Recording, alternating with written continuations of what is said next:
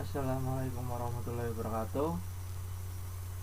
Ya, perkenalkan, nama saya Nur Rahman Hidayat. Saya biasa dipanggil Rahman atau Ramen.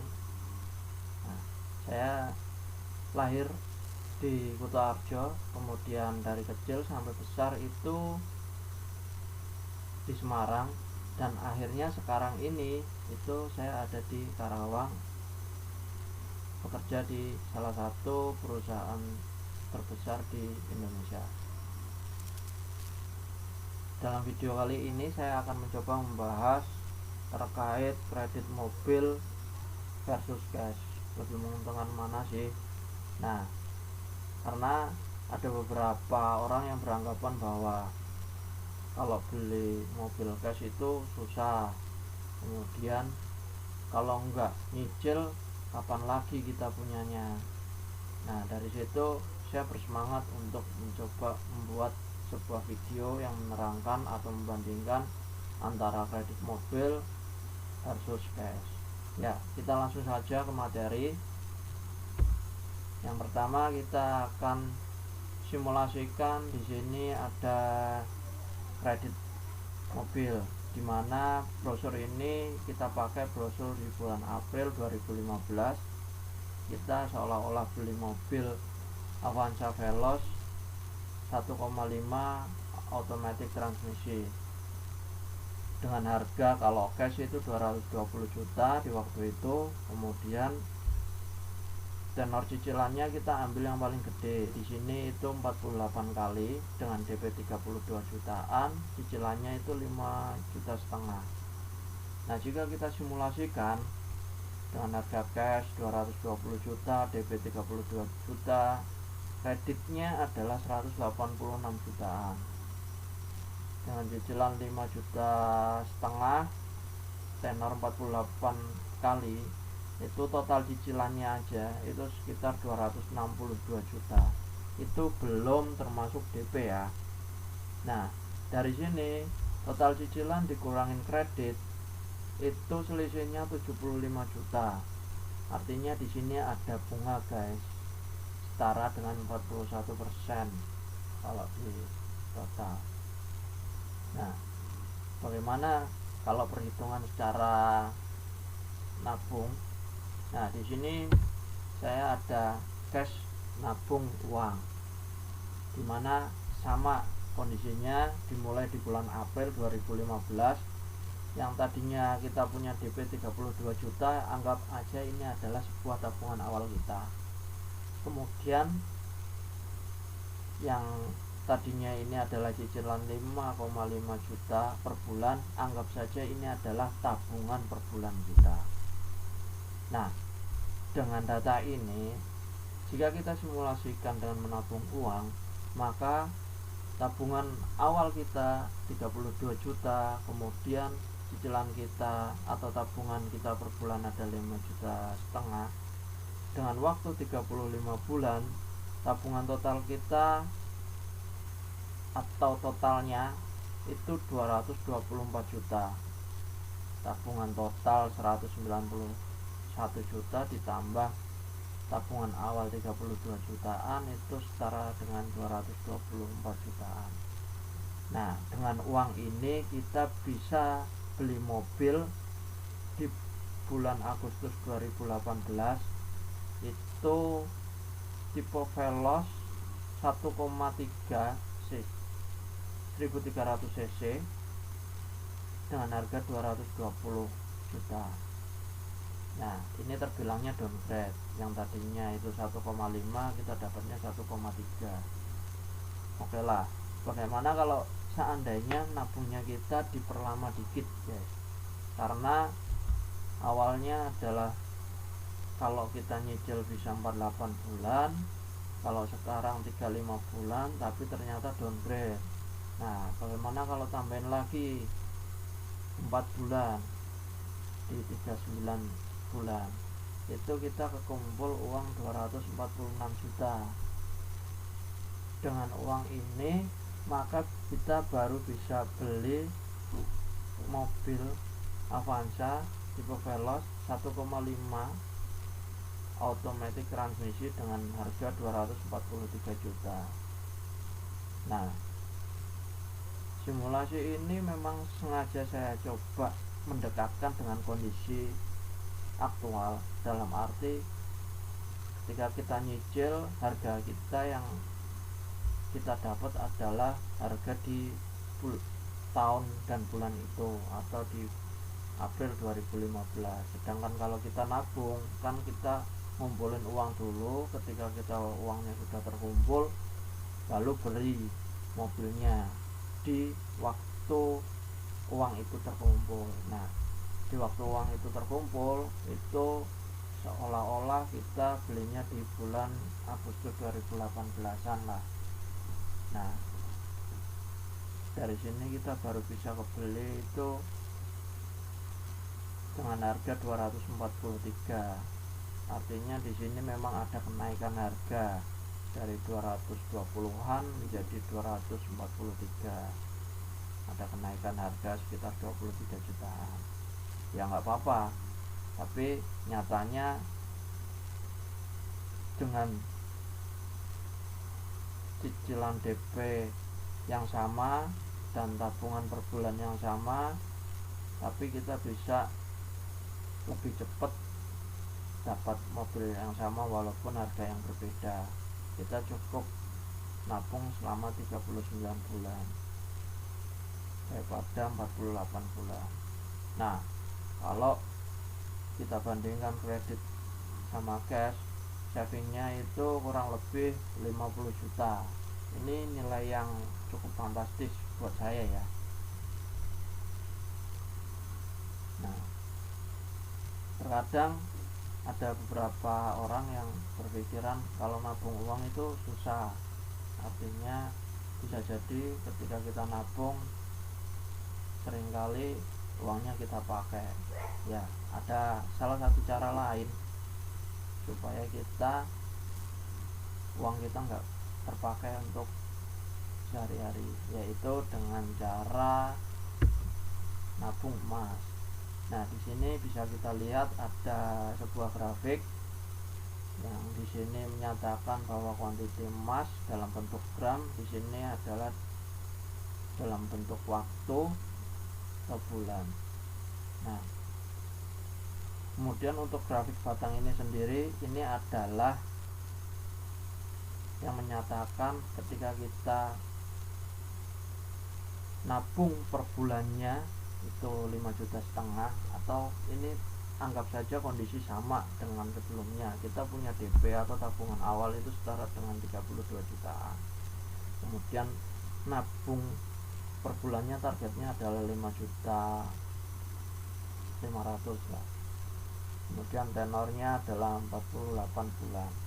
Nah, di sini ketika awal kita punya tabungan 32 juta, kita belikan emas di tahun itu atau bulan April 2015, itu kita dapatnya 60 gram. Nah, kemudian di bulan berikutnya kita dapatnya, karena kita nabungnya adalah nabung per bulan, harga emas itu kita waktu itu dapatnya 9 gram dengan tabungan 5.400.000 sekian. Itu dapat 9 bulan, kemudian terus sampai ke 49. Ini 49 cicilan ini karena satunya ada tabungan awal ya, artinya cicilannya tetap 48 kali. Nah, setiap bulan kita coba menabung, kumulatif di tahun pertama itu kita dapat 162 gram, kemudian di tahun kedua 269, tahun ketiga 370, tahun kelima 484 gram.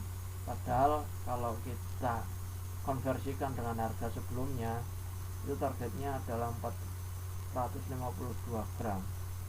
Kita bisa lihat bahwa ada tenor 48 bulan, ada 45 bulan, sama 40 bulan. Ini ada harga buyback sama harga normal. Nah, opsi pertama, jika kita jual emas itu dengan harga buyback, tenor kita nabungnya 48 bulan, itu harga emasnya kurang lebih di 592.000. Nah kemudian di sini kuantitinya kita udah dapat 484 gram. Kemudian kalau kita jual itu totalnya dapatnya 286 jutaan. Nah ini kalau kita belikan mobil di bulan itu kita kurang lebih dapatnya adalah RAS tipe S 1,5 TRD automatic transmisi, itu harganya 272 jutaan. Itu kalau kita belinya jualnya emas itu buyback tenor 48 bulan. Nah kalau kita bisa jual emas itu dengan harga normal dengan tenor 48 bulan, itu harga normalnya adalah 664.000 dengan kuantiti 484 tadi, itu kita bisa ngumpulin 321 juta. Nah kalau dengan uang segini kita dapatnya apa? Innova G 2000 cc manual transmisi guys. Ini dapatnya mobil Innova, mobil yang nyaman nih, dengan harga 318 juta. Nah ada lagi ketika tenornya 45 bulan tapi kita cuma bisa jual emas itu dengan harga buyback, di waktu itu harga 562 ribuan dengan kuantiti emasnya adalah 452 gram, itu kita bisa kejual 254 juta. Ini bisa dapat Veloz tipe yang sama dengan harga 243 juta. Nah kalau kita bisa ngejual emas itu dengan normal tenornya 45 bulan, itu kita bisa dapatnya RAS S 1500 cc TRD otomatis transmisi di harga 272 jutaan tadi. Nah gimana sih kalau seandainya tenor kita selama 40 bulan dengan harga jual buyback kita kekumpulnya emasnya 358 gram, sedangkan targetnya 452 ya. Nah ini nggak sesuai target tapi mendekati bulan atau tenor cicilan yang sama dengan ketika kita nabung uang. Nah di sini kita kekumpulnya adalah kalau kita jual dengan harga buyback itu 209 juta. Nah di sini kita dapat Avanza tipe E 1300 cc otomatis transmisi harga 207 juta. Nah ini udah termasuk alhamdulillah lah kalau mau ngumpulin itu. Nah kalau mau harga normal itu kita kalau bisa jual harga normal itu di angka 233 jutaan. Nah dapatnya Veloz 1500 cc manual transmisi ini dengan harga 232 juta.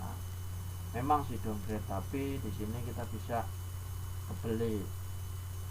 Nah kalau kita mau sabar lagi, kita tunggu tuh harga emas naik ya, walaupun kita nggak tahu kapan itu naiknya. Nah kalau kondisinya kayak gini nih di 2020, ini kan di 2018 ya atau 2019. Nah dengan harga yang saat ini kalau kita jualnya dengan harga 1 jutaan kita bisa dapat setara dengan udah dapat berapa ya, wah 500 jutaan lah, hampir 500 jutaan ya, karena harga sekarang itu udah 1 jutaan. Nah kita bisa beli atau tuh dapatnya apa, Innova tipe paling tinggi kali. Nah mungkin itu aja, sebenarnya ada penjelasan detail dimana penjelasan perhitungan. Nah ini ketika nabung emas nih, nah, ini di bulan April 2015 misalkan kita punya DP atau tabungan awal, harga emas di saat itu kita dapatnya 60 gram. Dengan 60 gram beli emas itu harganya 32.700.000, masih sisa tabungannya 12.500. Nah di situ nanti kita nabung lagi di bulan berikutnya di punya tabungan 5.473-an, kita beliin emas setara dapat 9 gram di harga bulan Mei waktu itu. Nah di sini kita masih ada sisa 514.000. Nah sampai seterusnya sampai di bulan Maret 2019 terakhir kita tabungnya, kita hanya bisa beli 8 gram, sisanya 161.000. Nah dari sisa tabungan ini total semua itu adalah 12 jutaan. Kemudian dibelikan di waktu bulan Maret 2019 itu dapatnya 18 gram. Nah totalnya 48 gram ini, atau setara dengan pengeluaran kita setara dengan 289 jutaan.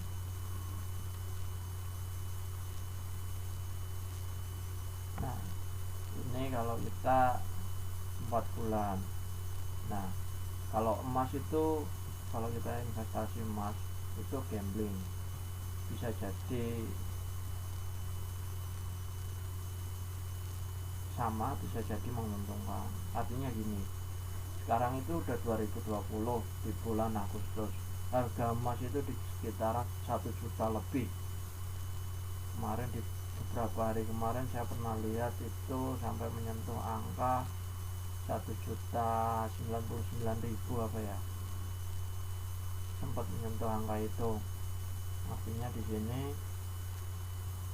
ya kalau kita bisa jual di angka itu, artinya kita bisa kumpul 500 juta kalau kita sabar nunggu ya. Tapi kondisi itu emang nggak pasti ya.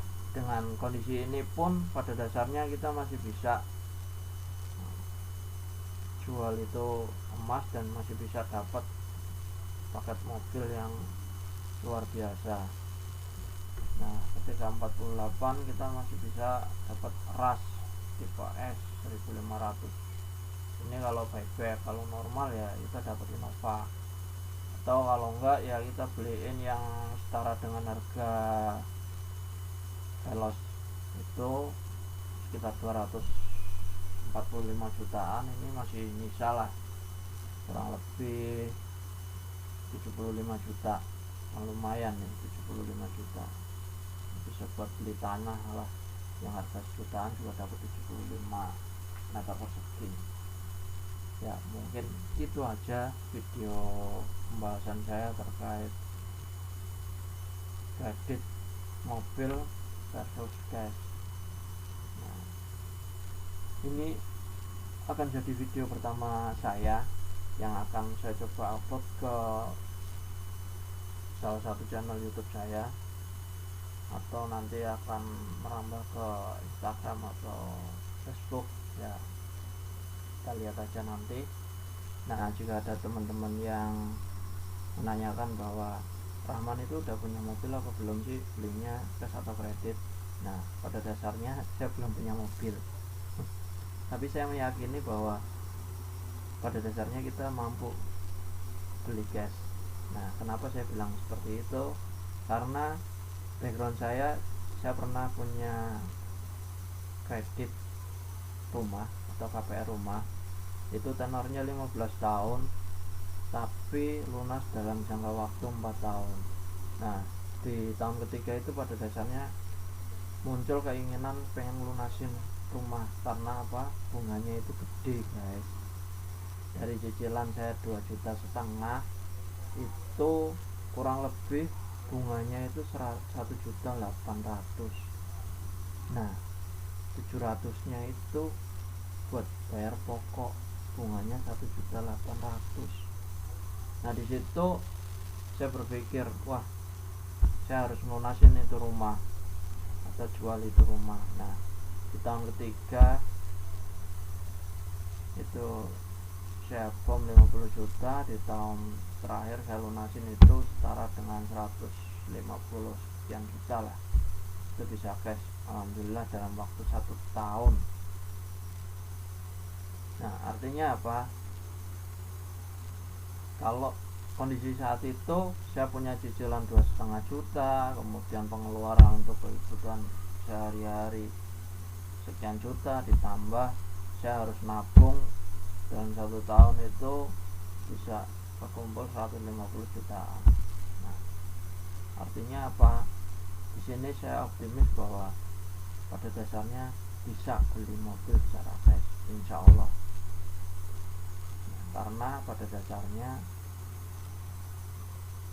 ya qadarullah waktu itu memang Allah kasih petunjuk bahwa saya pengen lunasin rumah di tahun keempat gitu. Dalam waktu 1 tahun itu aja Allah ya dengan keajaibannya, dengan segala caranya itu mampu membukakan pikiran saya yang tadinya emang bisa ya lunasin itu, tapi ya qadarullah Allah tunjukkan jalan, alhamdulillah itu cash, itu bisa lunas di akhir tahun 2019, sedangkan saya mulai kredit 2016 bulan Februari. Mungkin itu sedikit cerita dari saya. Nah, the next video saya akan coba jabarkan kredit rumah versus cash, atau bisa saya yang KPR rumah yang pada dasarnya ya itu riba dan justru ruginya banyak. Itu akan saya coba jelaskan ruginya berapa, nah, terus bisa cash seperti apa, jadi saya coba terangkan di situ.